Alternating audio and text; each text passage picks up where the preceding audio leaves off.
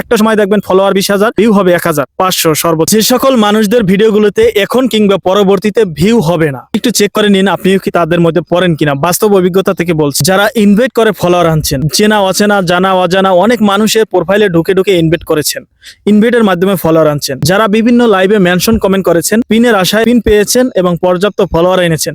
প্রতিনিয়ত অনেক মানুষের লাইভে বসে এভাবে আপনি ফলোয়ার আনছেন, সে ফলোয়ারগুলো আপনার ভিডিও দেখবে না। যারা ফার্স্ট কমেন্ট করেছেন ফলোয়ার আনার জন্য, আপনি ফলোয়ার ঠিকই পেলেন, তবে ওই ফলোয়ার আপনার ভিডিও দেখবে না। আপনার ফলোয়ার যখন আপনার ভিডিও দেখবে না, আপনার পেজ প্রোফাইল ডাউন হবে। লিখে রাখেন, আপনার এই পেজ প্রোফাইল নিয়ে আগানো খুব কঠিন হয়ে যাবে। একটা সময় দেখবেন ফলোয়ার 20,000, ভিউ হবে 1,500 সর্বোচ্চ। কি বলবেন বা বলতে পারেন, তাহলে আমরা ফলোয়ার কিভাবে বাড়াবো? কারো লাইভে যাব না, কাউকে ইনভাইট করব না, কাউকে কমেন্ট করব না, তাহলে ফলোয়ার কিভাবে বাড়বে? আর আমাদের পেজে কি ফলোয়ার হবে? ফলোয়ার না হলে ভিউ কিভাবে হবে?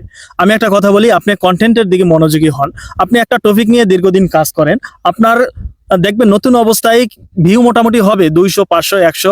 আপনার কন্টেন্ট যদি কোয়ালিটিফুল হয়, আপনার ভিডিও যদি দেখে কারো ভালো লাগে, তখন কিন্তু সে ফলো করবে। আর এটাই হচ্ছে অথেন্টিক ফলোয়ার। এই ফলোয়াররা আপনার সব সময় ভিডিও দেখবে। আপনি যতদিন নির্দিষ্ট একটা ক্যাটাগরি নিয়ে কথা বলবেন, নির্দিষ্ট একটা টপিক নিয়ে কাজ করবেন, ততদিন পর্যন্ত এরা ভিডিও দেখবে। খুব কম সংখ্যক মানুষ আপনার ভিডিও ধাক্কা দিবে, এরপরেই আপনার ভাইরাল হওয়ার রাস্তাটা খুব সহজ হয়ে যাবে। এখনই আপনার কোনো ভিডিও ভাইরাল হবে, দেখবেন অনেক ফলোয়ার চলে আসবে। অনেকেই ভাবেন যে মানুষকে যদি আমি ফলো না করি, আমাকে কেউ ফলো করবে না। একজন কন্টেন্ট ক্রিয়েটরের কাজ এটা হতে পারে না যে আমি 500 মানুষকে ফলো করব, সেখান থেকে আবার 500 মানুষ আমাকে ব্যাক করবে বা 200 মানুষ ব্যাক করবে। অনেক মাস্টাররা আবার বলবে ফলোইং লিস্ট ছোট করার জন্য, তখন আপনি আবার আনফলো করবেন। যখনই আপনি আনফলো করা শুরু করবেন, তখনই মারাত্মক লেভেলের একটা ভুল করে ফেলবেন। এই ভুলের কারণে আপনি অনেকটাই পিছিয়ে যাবেন। এখন আমি কয়েকটা বিষয় আপনাদেরকে বলি, যে বিষয়ের কারণে আপনার পেজে প্রোফাইল ইস্যু আসবে না, কোনো সমস্যাও দেখাবে না, তবে রিচ ডাউন হয়ে যাবে, আপনি অনেকটা পিছিয়ে যেতে পারেন।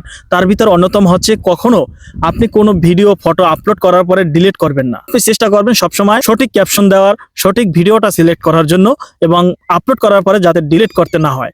আপনি কখনো কোনো পোস্টে কমেন্ট করার পরেও যেন একটা কমেন্ট ডিলিট করতে না হয়। সবসময় যারা ভয়েস দিয়ে কমেন্ট করেন, কমেন্টের লেখাগুলো সঠিক আছে কিনা, বানান ঠিক আছে কিনা, কোনো শব্দ ভুল হলে এডিট করে তারপরে আপলোড করবেন, যাতে পরবর্তীতে ডিলিট কিংবা এডিট করতে না হয়। আপনি কোনো ভিডিও আপলোড করার পরে এমনকি ক্যাপশনটা পর্যন্ত যেন এডিট না করতে হয়, সেভাবেই আপলোড করার আগে বারবার চেক করে দেখে তারপরে আপনি আপলোড কমপ্লিট করবেন। তাকে ফলো করবেন না, ফলো করার আগে তার অ্যাক্টিভিটি, তার কন্টেন্ট, তার টপিক সবকিছু যাচাই বাছাই করে আপনার কাছে ভালো লাগলে তাকে ফলো করবেন। ফলো করে কখনোই যেন আনফলো না করতে হয়, সেদিকে অবশ্যই লক্ষ্য রাখবেন। আপনি তো কাজ করেন, ইউনিক টাইপের ভিডিও করেন, আশা করি আপনি সফলতার শীর্ষে পৌঁছাবেন। যারা এখনো আমার সাথে যুক্ত নয়, ফলো করেন নাই, ভালো লাগলে ফলো করতে পারেন। প্রয়োজনে আরো কিছু ভিডিও দেখে ভালো লাগলে তারপরে ফলো করেন। আর অবশ্যই ভালো লাগে একটা লাভ রিয়েক্ট দিবেন, একটা কমেন্ট করবেন, যদি সম্ভব হয় ভিডিওটা শেয়ারও করে দিতে পারেন। ধন্যবাদ, সকলে ভালো থাকেন। আসসালামু আলাইকুম।